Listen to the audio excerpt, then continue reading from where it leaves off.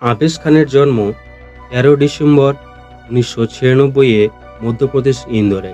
তার বাবা আশিক খান পানের দোকান চালাতেন। পরে তিনি একটি বেসরকারি কোম্পানিতে আর্থিক ব্যবস্থাপক হিসেবে যোগ করেন।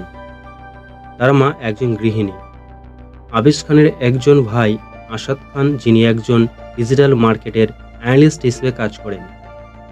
বাবার নির্দেশনায় আবেশ খান খুব অল্প বয়সেই ক্রিকেট খেলা শুরু করেন।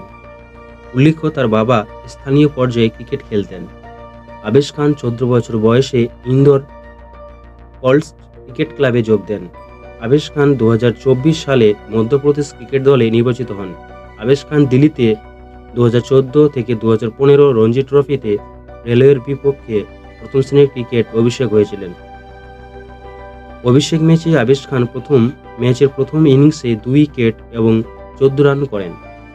টুর্নামেন্টের প্রারম্ভিক ম্যাচে যখন দ্রাবিড় প্রশিক্ষক অনূর্ধ্ব-১৯ বাংলাদেশ অনূর্ধ্ব-১৯ দলকে ১৫৮ রানে হারিয়েছিলেন, আবেশ খান তার দলকে বাঁচিয়েছিলেন। তিনি মধ্যপ্রদেশের হয়ে ২০১৭-১৮ বিজয় হাজার ট্রফিতে ৫ ফেব্রুয়ারি লিস্ট এ অভিষেক করেছিলেন। তিনি রঞ্জি ট্রফিতে মধ্যপ্রদেশের পক্ষে ৭ ম্যাচে ৩৫টি উইকেট শিকার করেন।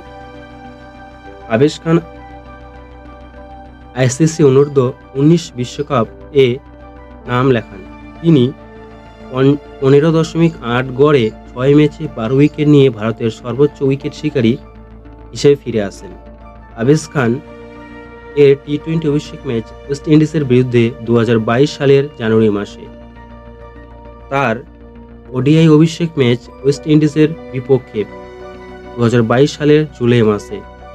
তিনি এখন পর্যন্ত টেস্ট ম্যাচ খেলেননি।